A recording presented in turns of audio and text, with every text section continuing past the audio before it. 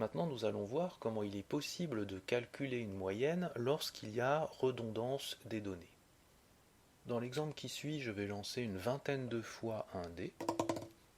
Et bien entendu, au bout d'un certain moment, une même face va finir par apparaître plusieurs fois. Il y aura donc redondance des données qui vont apparaître, et nous allons voir comment utiliser cette redondance pour calculer la moyenne.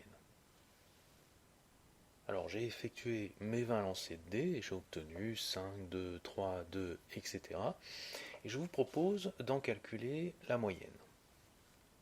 En toute rigueur, pour calculer notre moyenne, nous devrions sommer toutes les données, c'est ce qui a été fait ici, et diviser cette somme par le nombre de données, ici 20.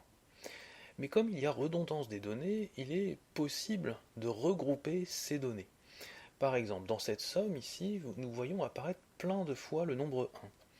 Nous en avons 1, 2, 3, 4, 5, 6. Si bien que dans cette somme, nous aurions pu écrire qu'il y a 6 fois le nombre 1. Donc ceci, c'est aussi égal à 6 fois le nombre 1. Ensuite, on peut faire le même travail avec le nombre 2. Le nombre 2 apparaît 1, 2, 3, 4 fois. Nous aurions pu dire qu'il y a 4 fois le nombre 2. Ensuite, on cherche le nombre de 3. Donc il y en a 1, 2, il y a 2 fois le nombre 3. Ensuite, on va chercher le nombre de 4. On trouve 1, 2 et 3. Donc il y a 3 fois le nombre 4. Ensuite, on cherche combien de fois apparaît le nombre 5. Il apparaît une fois, deux fois, le nombre 5. Et combien de fois apparaît le nombre 6? Eh bien, il apparaît une fois, deux fois, trois fois. 3 fois le nombre 6.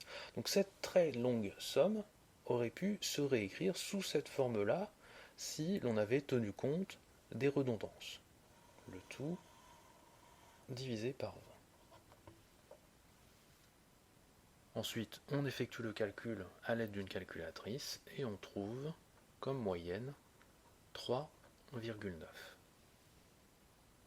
Cet exemple nous montre que pour calculer la moyenne de données qui comportent des redondances, eh bien, il suffit de prendre chaque donnée, par exemple ici 1, de regarder combien de fois cette donnée apparaît dans la liste et de multiplier la donnée par le nombre de fois où elle apparaît.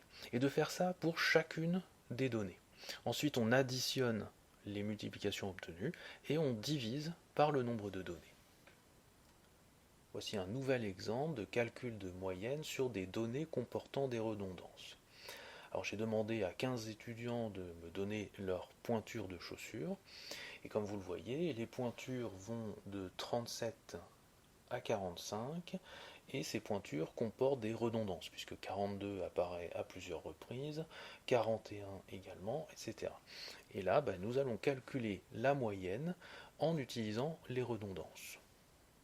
Nous voyons déjà que la taille 37 apparaît deux fois. Nous allons écrire 2 fois 37. Ensuite, nous regardons la taille 38. La taille 38 apparaît deux fois. 2 fois 38. Ensuite, on regarde la taille 39. La taille 39 n'apparaît qu'une seule fois. Une fois 39. Ensuite, la taille 40 qui apparaît une fois. La taille 41 qui apparaît deux fois. La taille 42 qui apparaît une, deux, trois, quatre fois.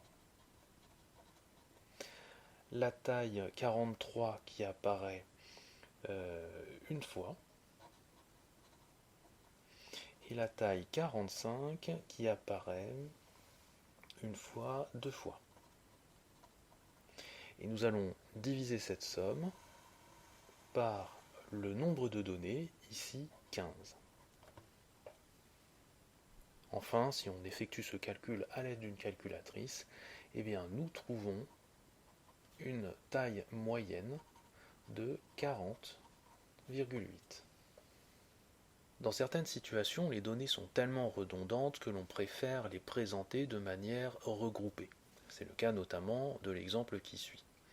Alors on nous dit que sur un site internet dédié au cinéma, le film Les Figures de l'ombre a recueilli les notes suivantes. 120 personnes ont noté 5 sur 5, 212 ont noté 4 sur 5, 112 ont noté 3 sur 5, 20 ont noté 2 sur 5, une a noté 1 sur 5 et une a noté 0 sur 5.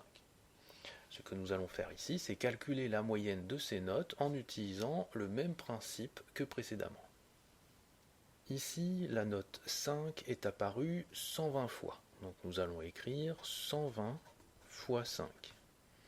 Ensuite, la note 4 est apparue 212 fois. Donc nous allons écrire 212 fois 4. La note 3 est apparue 112 fois. Nous allons écrire 112 fois 3. La note 2 est apparue 20 fois. On va écrire 20 fois 2. La note 1 est apparue une fois, donc 1 fois 1. Et la note 0 est apparue une fois 0. Et nous allons devoir diviser cette somme par le nombre de données. Alors le nombre de données ici, ce sont toutes les personnes qui ont mis une note. Donc il va falloir additionner toutes les personnes qui ont voté. Il y aura donc 120 plus 212 plus 112 plus 20 plus 1 et plus 1. Si on effectue ce calcul à l'aide d'une calculatrice, on obtient une note d'environ 3,92. En conclusion, on peut dire que la note moyenne attribuée par les votants est de 3,92 sur 5.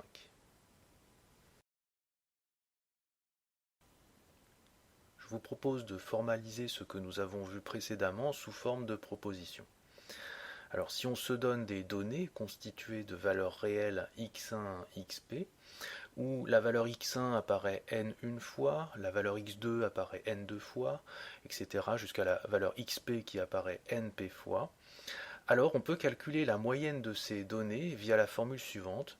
X bar est égal à n1 x1 plus n2 x2 plus 3 petits points np xp divisé par le nombre de données. Et ici, pour trouver le nombre de données, eh bien, il suffit d'additionner les effectifs, c'est-à-dire n1 plus n2 plus 3 petits points np.